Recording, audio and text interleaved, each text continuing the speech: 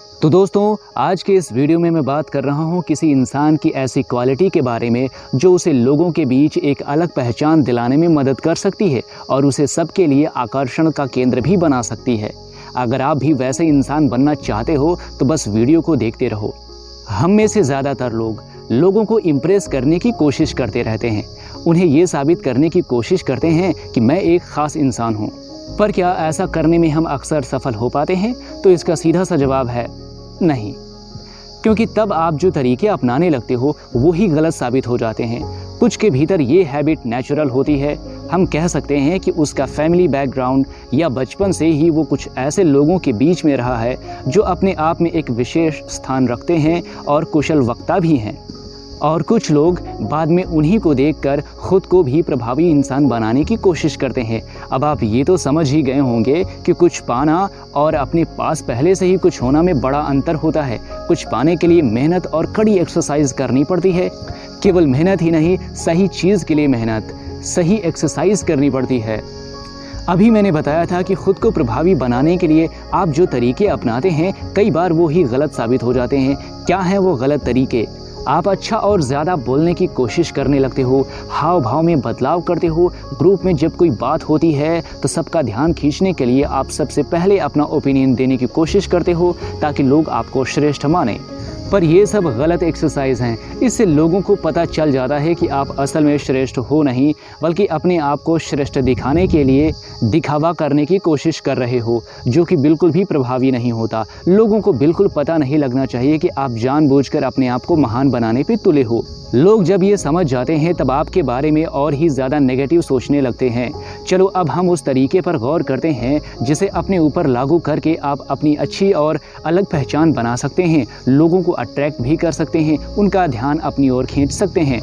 वो तरीका है पावर ऑफ साइलेंस का, यानी कम बोलने की शक्ति। जितना ज़रूरी हो उतना बोलना या सही वक्त पर बोलना। पावर ऑफ साइलेंस का मतलब ये नहीं है कि बिल्कुल चुप रहना।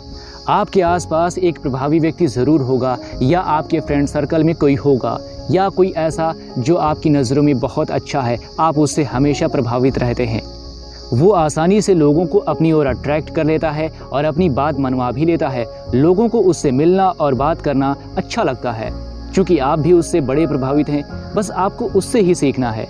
आप एनालाइज कीजिए आज से कि वो व्यक्ति कैसे और कब कब या क्या बोलता है।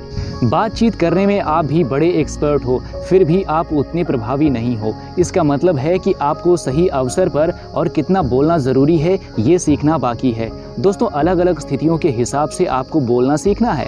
जैसे कि कम बोलना अच्छा होता है, पर कभी कभी बिल्कुल चुप रहना और भी ज़्यादा अच्छा होता है।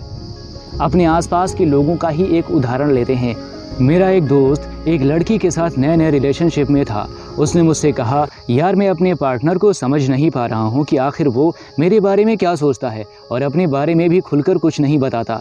मैं लगभग अपनी हर बात उसे खुलकर बता देता हूँ। मैं उसके बारे में जो भी महसूस करता हूँ सब कुछ उसे तुरंत ही बता देता हूँ, पर उसके साथ ऐसा नहीं है। मैं उसे समझ नहीं पा रहा अभी।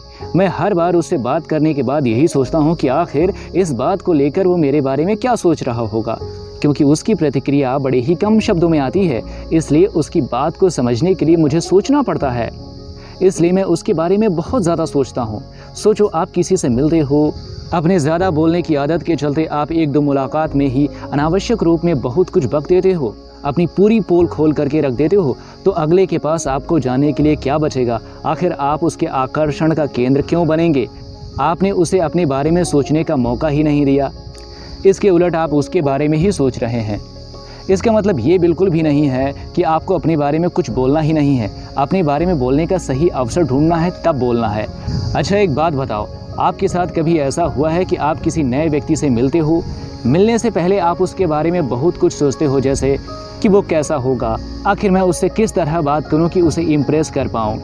यह तब तक होता है जब तक आप उसे व्यक्तिगत रूप में नहीं जानते हो। उससे मिलने के बाद अगर आपको ऐसा महसूस हो कि अरे वो भी ऐसा है, तुरंत ये भावना उस इंसान के प्रति आकर्षण कम कर देती है। आपको सोचना चाहिए कि मैं क्या बोलूं कि वो मेरे बारे में हमेशा पॉजिटिव सोचे।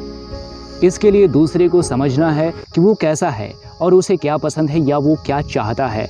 किसी से बातचीत के दौरान कल के लिए कुछ ऐसा बचा के रखें जिसे जानने के बाद सामने वाले को कुछ नएपन का एहसास हो, ताकि वो आपसे हर दिन मिलना चाहे। मेरा एक दोस्त जिसे बमुश्किल ही गुस्सा आता होगा, मज़े की बात जब भी उस पर कोई भड़क रहा होता है तब वो चुपचाप उसे सुन लेता है। इसके बदले उसका कोई रिएक्शन नहीं आता। सामने वाला तो इसलिए परेशान हो जाता है कि क्या उसकी बात का उस पर कोई असर ही नहीं पड़ा। तब वो सोचता है इसका मतलब मेरी बात प्रभावी ही नहीं थी। इसके बाद भड़कने वाला व्यक्ति उस व्यक्ति की मानसिकता को समझने लगता है, उसके बारे में बहुत कुछ सोचने लगता है और धीरे धीरे खुद को शांत भी कर लेता है। अभी मैं आपको ऐसी एक्सरसाइज दे रहा हूँ जिन्हें आपको हर रोज़ करनी है। जब आप पर कोई भड़के तब शांत रहने की कोशिश करें। किसी से बातचीत करने के बाद आप हर बार उसके लिए एक प्रश्न छोड़ जाएं जो आपसे संबंधित हो। लोगों को धीरे धीरे अपने बारे में जानने दें। किसी को अपने बारे में उतना ही बताएं जितना वो जानना चाहे। वो जो भी जानना चाहे, सब कुछ नहीं, उसमें से भी जो आपको सही लगे। किसी को प्रभावित करने के लिए ये मत सोचो कि उससे ऐसा क्या बोलूं। ये सोचने से ज़्यादा आप उसकी बातों को ध्यान से सुनें और समझने की कोशिश करें। फिर क्या बोलें का उचित जवाब मिल जाएगा। इस तरह आप उतना ही बोलेंगे जितना आपको बोलने की ज़रूरत होगी। कुछ लोगों को सलाह देने की आदत होती है। प्रॉब्लम नज़र आते ही वो सलाह बांटना शुरू कर देते हैं। उनसे कोई सलाह मांगे या ना मांगे, ऐसे लोगों का कोई ख़ास असर नहीं होता, बल्कि जब कोई आपसे सलाह मांगता है इसका मतलब है कि आप उसके लिए एक ख़ास इंसान हैं। बोलने की तुलना में ज़्यादा सुनें और समझें।